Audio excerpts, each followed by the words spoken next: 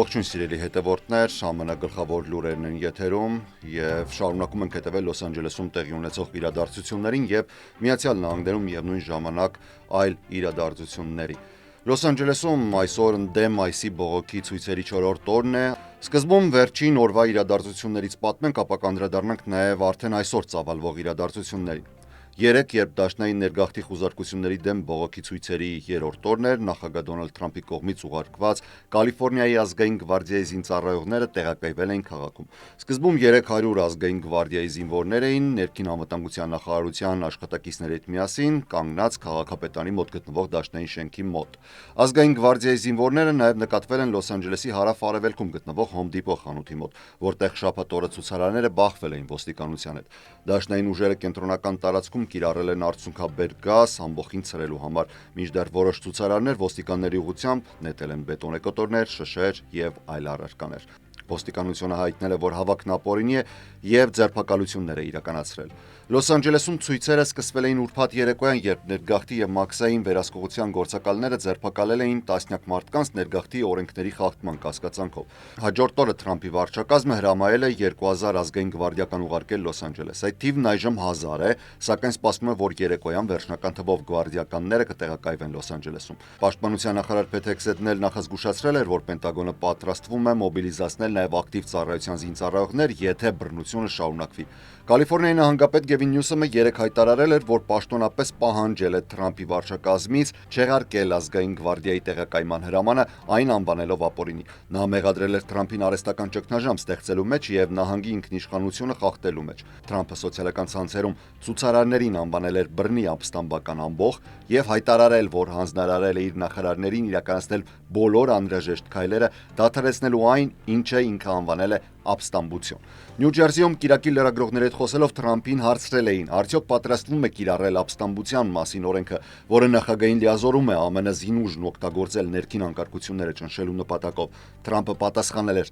դա կախված է նրանից, արդյոք գոյություն ունի ապստամբություն, թե ոչ։ Թրամփի ազգային գվարդիան ուղարկելու հիմնավորումը կապված է ԱՄՆ օրենսգրքի զինված ուժերի մասին 10-րդ հոդվածներից մեկի հետ։ Սակայն նույն հոդվածը նշում է, որ այդ կարգադրությունները պետք է փոխանցվեն նահանգապետերի միջոցով։ Դեռևս հստակ չէ, արդյոք նախագահն իրավական հիմք ուներ ազգային գվարդիան ուղարկելու առանց Նյուսոմի համաձայնության։ Այսօր Թրամփն ու Նյուսոմն ավելի հեռու են գնացել։ Նյուսոմն ասում է, որ դատական գործ են հարուցում Թրամփի դեմ, իսկ նախագահն ասում է, որ կձերբակալեն նահանգապետին։ Ահա թե ինչ հայտարարություն է արել Թրամփն այսօր։ Գևին Նյուսոմը համարձակվում է Թոմ Հոմանին ասել՝ «Եկ եւ ձերբակալիր ինձ»։ Պետք է նա դա անի։ Եթե ես լինեի Թոմի տեղը, կանեի, կարծում եմ հրաշալի բան կլինի։ Գևինը սիրում է ուշադրություն, բայց նա սարսափելի աշխատանք է կատարել։ Ես իհարկե սիրում եմ Գևին Նյուսոմին, նա հաճելի մարդ է, բայց ամբողջովին անգործունակ է, անունակ։ Բոլորը գիտեն դա։ Պարզապես նայեք, ինչ փոքր երկաթուղի է կառուցվում։ Մոտ 100 անգամ գերազանցել է բյուջեն, իսկ մենք այստեղ դրոշի սյուն ենք տեղադրում բյուջեի սահմաններում։ Ես միշտ բյուջեի սահմաններում եմ աշխատում։ Ինչ են ասում ձեր հետախուզական տվյալները այս անկարգությունները կազմակերպողների մասին։ Դրանք ներգաղթյալներ են, որոնց այսը փորձում է արտաքսել, թե ուղղակի պրոֆեսիոնալ խառնակիչներ։ Նրանք, ովքեր առաջացնում են խնդիրները, պրոֆեսիոնալ խռովարարներ են։ Նրանք ապստամբներ են, վատ մարդիկ, նրանք պետք է լինեն բանտում։ Ինչպես արդեն նշեցի, Կալիֆոռնիայի նահանգապետ Գևին Նյուսոմը հայտարարել է, որ պատրաստվում է դատական հայց ներկայացնել նախագահ Դոնալդ Թրամփի դեմ ի պատասխան Թրամփի կողմից ազգային գվարդիան Լոս Անջելես ուղարկելու որոշման, որը ըստ Նյուսոմի ապօրինի է։ Ազգային գվարդիան առանց նահանգապետի համաձայնության կառավարելը ապօրինի է եւ բարոյապես անընդունելի, հայտարարել է Նյուսոմը MSNBC-ին տված հարցազրույցում։ Այսօր առավոտյան Լոս Անջելեսի փողոցներն առավելապես խաղաղ էին, սակայն քաղաքի կենտրոնում դեռևս ծուխ է մնում նախորդ օրվա բախումների հետևանքով, երբ ցուցարարները փակել էին մայրուղին ու այրել էին ինքնաշարժ մեքենաներ։ Ոստիկանությունը հակազդել էր արցունքաբեր գազով, ռետինե փամփուշտներով եւ լուսաձայնային նռնակներով։ Թրամփն այսօր հայտարարել է, որ ինքը գվարդիա եթե չուղարկեր, Լոս Անջելեսը ամբողջությամբ կկործանվեր։ True Social հաղորդակցում նա մեղադրել է նահանգապետ Նյուսոմին եւ քաղաքապետ Քերեն Բասին սուտ տարածելու մեջ, նշելով, որ թե գվարդիան անհրաժեշտ չէր։ Մի ժամանակ հիանալի ամերիկյան քաղաք Լոս Անջելեսը հիմա գրավված է ապօրինի միգրանտների եւ հանցագործների կողմից։ Այժմ բռնի ամբոխներ են հարձակվում մեր դաշնային գործակալների վրա, փորձելով կանգնեցնել արտաքսման գործընթացը, բայց այս ապօրինի անկարգությունները միայն ամրապնդում են մեր վճռականությունը, գրել է Թրամփը։ Լոս Անջելեսի ոստիկանապետ Ջիմ Մակդոնալդը հայտարարել է, որ ոստիկանությունը խիստ ճնշման տակ է։ Նա նաև ասել է, որ ցուցարարների թվում կային խմբեր, որոնք մշտապես մասնակցում են ցույցերի անկարգություններ հրահրելու նպատակով։ Շաբաթ կիրակի օրերին ձերբակալվել են տասնյակ մարդիկ։ Նահանգապետ Գևին Նյուսոմը կրկին կոչ արել Թրամփին ետ կանչել ազգային գվարդիային, դա անվանելով նահանգի ինքնիշխանության լուրջ խախտում։ Նա նաև զգուշացրել է ցուցարարներին, որ բռնության կամ գույքի վնասման պարագայում կձերբակալվեն։ Թրամփը ցանկանում է քաոս, եւ նա հենց ինքն է հրահրում բռնությունը, ասել է նա։ Խնդրում եմ պահպանեք խաղաղություն, մի ընկեք այն թակարդը, որը նա է դնում, ասել է Նյուսոմը։ Նա նաև նշել է, որ Թրամփի վարչակազմը չի նախազգուշացրել Լոս Անջելեսի ոստիկանությանը ներգաղթի խոշոր ձերբակալություններից առաջ, ինչը վատթարացրել է իրավիճակը։ Նախկինում, երբ քաղաքում եղել են զանգվածային անկարգություններ, օրինակ Ռոդնի Քինգի գործով կամ 2020-ի ցույցերի ժամանակ, նահանգապետն է դիմել դաշնային օգնությանը։ Այս անգամ, սակայն, ազգային գվարդիան տեղակայվել է առանց նահանգապետի խնդրանքի, առաջին դեպքը 1965-ից ի վեր։ Թրամփի կողմից Լոս Անջելեսում ազգային գվարդիային տեղակայելը կձևավորի իրավական մարտահրավերներ, որոնք կարող է շուտով ի հայտ գալ։ 1878 թվականի Պոստկոմիտատուս օրենքը սահմանում է, որ ռազմական ուժերի օգտագործումը Միացյալ Նահանգների տարածքում իրավապահ նպատակներով արգելվում է, սակայն այդ օրենքում կան որոշ բացառություններ։ Այդ թվում ապստամբության մասին ակտը, որն արտոնում է նախագահին կիրառել բանակը, սակայն նախագահ Թրամփը հղում չի արել ապստամբության ակտին Կալիֆոռնիայում գործողություններն արդարացնելու համար, փոխարենը նա հենվել է Title 10 իրավասության վրա, որը նրան դնում է Կալիֆոռնիայի ազգային գվարդիայի հրամանատարության վերին աստիճանում։ Հիմա ավելի լայն պատմենք, թե ինչ է կիրառվում եւ ինչ կարող է լինել։ Ապստամբության մասին օրենքը ընդունվել է 1807 թվականին եւ նախագահին իրավունք է տալիս Միացյալ Նահանգների ներսում օգտագործել բանակը քաղաքացիական անկարգությունները ճնշելու համար։ Այս օրենքը նախագահին հնարավորություն է տալիս օգտագործել զինված ուժերը ամերիկացիների դեմ, դարձնելով այն գործադիր իշխանության ամենահզոր արտակարգ լիազորություններից մեկը։ Այն նաև Միացյալ Նահանգների նախագահի ձեռքի տակ եղած ամենահին արտակարգ միջոցներից է, որի հիմքը դրվել է դեռևս 1792 թվականի զորահավաքի մասին օրենքով։ Միացյալ Նահանգների սահմանադրությունը կոնգրեսին լիազորել է կանչել ազգային պահեստազորին երկրի օրենքները կիրառելու, ապստամբությունները ճնշելու եւ ներխուժումներ հետ մղելու նպատակով։ Այդ օրենքը հիմնական բացառությունն է Պոստկոմիտատուս օրենքից, որի համաձայն դաշնային զինված ուժերին սովորաբար արգելված է ներգրավել քաղաքացիական իրավապահ աշխատանքներում։ Նախագահի կողմից ստորագրված հուշագրով, որով առնվազն 2000 ազգային գվարդիայի զինծառայողներ են ուղարկվում, նշվում է, որ ցույցերը խանգարում են դաշնային իրավապահներին եւ դրանք ներկայացվում են որպես կառավարության դեմ ըմբոստության ձև։ Սա վերջին տասնամյակների առաջին դեպքն է, երբ նախագահն առանց նահանգապետի համաձայնության կամ խնդրանքի տեղակայում է զորքեր։ Վերջին 230 տարում ապստամբության մասին օրենքը կիրառվել է մոտավորապես 30 անգամ, սակայն այս բոլորը չեն հանգեցրել զորքերի իրական տեղակայմանը։ Նախկին նախագահները կիրառել են այս օրենքը, օրինակ 1794 թվականի վիսկի ապստամբության եւ քաղաքացիական պատերազմի ավարտին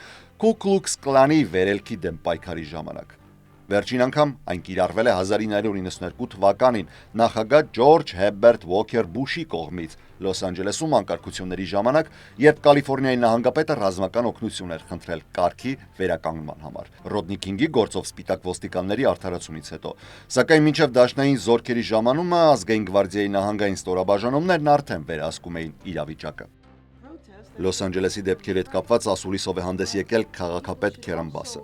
Այն, ինչ մենք տեսնում ենք Լոս Անջելեսում, վարչակազմի կողմից առաջացրած քաոս է։ Մարդիկ պետք է օգտագործեն իրենց բողոքելու իրավունքը։ Դա նրանց առաջին փոփոխությամբ երաշխավորված իրավունքն է։ Բայց մարդիկ պետք է այդ իրավունքը օգտագործեն խաղաղ կերպով։ Մենք չենք ցանկանում վարչակազմի խաղալիքը դառնալ։ Մենք համագործակցում ենք պաշտոնյաների հետ, կազմակերպում ենք ռեսուրսները, բայց այն, ինչ մենք տեսնում ենք Լոս Անջելեսում, քաոս է, որը հրահրվում է հենց վարչակազմի կողմից։ Երբ ներխուժում եք Home Depot եւ աշխատավայրեր, երբ բաժանում եք ծնողներին իրենց երեխաներից եւ երբ զրահապատ շարասյուններ եք անցկացնում մեր փողոցներով, դուք սերմանում եք վախ եւ խուճապ։ Դաշնային զորքեր ուղարկելն արդեն վտանգավոր սրացում է, բայց այս պահին ամենակարևորն այն է, որ մեր քաղաքում պահպանվի խաղաղությունը։ Հետևաբար բողոքի ձայն բարձրացնելը, ձեր մտահոգությունները եւ հավատը արտահայտելը տեղին է, բայց անընդունելի է, երբ դա վերածվում է բռնության։ Ես չեմ ուզում, որ մարդիկ ընկնեն այն քաոսի մեջ, որն ըստ ինձ վարչակազմն է արհեստականորեն ստեղծում, լիովին անիմաստ կերպով։ FBI-ի տնօրեն Քաշ Պատելը եւ տեղակալ Դան Բոնջինոն հայտարարում են, որ բյուրոն վերադառնում է իր արմատներին վերակենտրոնանալով ներքին հանցագործությունների եւ ապօրինի միգրացիայի դեմ պայքարին։ Նրանց խոսքով սա նախագահ Թրամփի ուղղակի ցուցումից է բխում։ FBI-ն ավելի մեծ ներգրավում ունի միգրացիայի օրենքների կիրառման գործում, 10,000-ից ավելի միգրացիոն ձերբակալություններով։ Նրանք համագործակցում են ներքին գործերի նախարարության եւ սահմանային հսկիչների հետ, հայտնաբերելով վտանգավոր միգրանտների։ FBI-ի նոր առաջնահերթությունների ցանկում Crash Violent Crime-ը բռնի հանցագործությունների ոչնչացնելը առաջին հորիզոնականում է։ Բյուրոն հայտնում է տասնյակ փախստականների ձերբակալման, խոշոր թմրամիջոցների առգրավման եւ առավել վտանգավոր հանցագործների բացահայտման մասին։ Չնայած Չինաստանի եւ ահաբեկչության սպառնալիքները շարունակվում են կարևորվել, որոշ բաժիններ, օրինակ հանրային կոռուպցիայի դեմ պայքարը կամ օտարերկրյա ազդեցության մոնիտորինգը դադարեցվել են։ Օրինակ Ռուսաստանի Դաշնության ընտրությունների միջամտության վերաբերյալ հատուկ խմբի աշխատանքը դադարեցվել է։ Բյուրոն պատրաստվում է հրապարակել նախկին վարչակարգերի հետաքննությունների փաստաթղթերը, ներառյալ Ռուսաստանի միջամտությունը եւ հունվարի 6-ի դեպքերը, որոնք Թրամփի կողմնակիցների կողմից դիտվում են որպես քաղաքական պատվեր։ FBI-ն ահաբեկչություն է դիտարկում նաեւ միջազգային խմբավորումների, օրինակ MS-13-ի կամ Տրենդե Արագուայի գործունեությունը։ Նույնիսկ ապօրինի միգրացիան հիմա դիտվում է որպես ազգային անվտանգության սպառնալիք։ Երկու մարդ է զոհվել 3 ուշ երեկոյան Լաս Վեգասի սթրիփում Բելաջոյի շատրվանների մոտ եղել են կրակոցներ։ Կասկածյալը 41-ամյա Մանուել Ռուիսը այսօր հանձնվել է ոստիկանությանը Հենդերսոն քաղաքում, որը Լաս Վեգասի մոտ է։ Ոստիկանությունը հայտնել է, որ Ռուիսը կկանգնի երկու սպանության մեղադրանքի առաջ մահաբեր զենքի կիրառմամբ։ Լաս Վեգասի շերիֆի տեղակալ Էնդրյու Ուոլշը լրագրողներին ասել է, որ կասկածյալը եւ զոհերը սոցիալական մեդիայում կոնֆլիկտ են ունեցել։ Բարեկություն իրականացնող ոստիկաններն են լսել կրակոցները եւ հայտնաբերել երկու վիրավոր մարդու փողոցի մայթին պարկած, նրանք մահացած են ճանաչվել հենց դեպքի վայրում։ Ոստիկանությունը դեռևս չի հրապարակել զոհերի ինքնությունը։ Միացյալ Նահանգներն այսօր Մեքսիկայի Սինալոա կարտելի բանտարկված առաջնորդ Խոակին Էլ Չապո Գուսմանի փախուստի մեջ գտնվող երկու որդիների համար մինչև $10 միլիոն պարգևատրություն է առաջարկել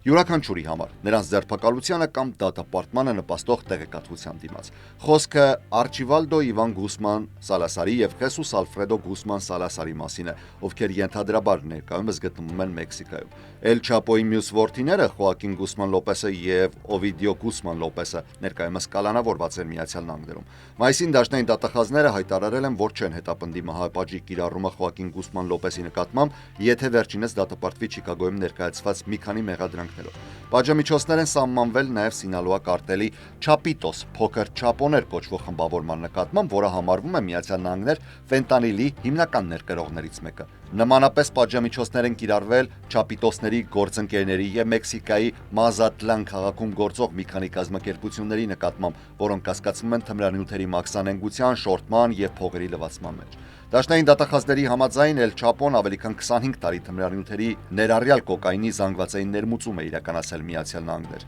Նա 2019 թվականին դատապարտվել է բազմաթիվ հոդվածներով եւ ստացել է ՑՄ ազատազրկում Միացյալ Նահանգներում։ Ֆինանսների նախարար Սքոթ Բեսենթը հայտարարության մեջ նշել է. Ֆինանսների նախարարությունում մենք կատարում ենք նախագահ Թրամփի հանձնարարականը ամբողջությամբ վերացնել թմրանյութերի կարտելները եւ պայքարել դրանց ղեկավարների դեմ։ Սինալոա կարտելը տարբեր ձևերով համարվում է Մեքսիկայի ամենահին հանցավոր խմբավորումը, գոյություն ունեցող դեռևս 1970-ականներից։ Վերջին տարիներին կարտելի ամենաշահութաբեր բիզնեսներից մեկը եղել է սինթետիկ ֆենտանիլի արտադրությունը, մի օփիոիդ, որն ամեն տարի տասնյակ հազարավոր գերդոզավորման մահերի պատճառ է դառնում միայն Միացյալ Նահանգներում։ 2025 թվականի փետրվարին Թրամփի վարչակազմը Սինալոա կարտելին որակեց որպես օտարերկրյա ահաբեկչական կազմակերպություն։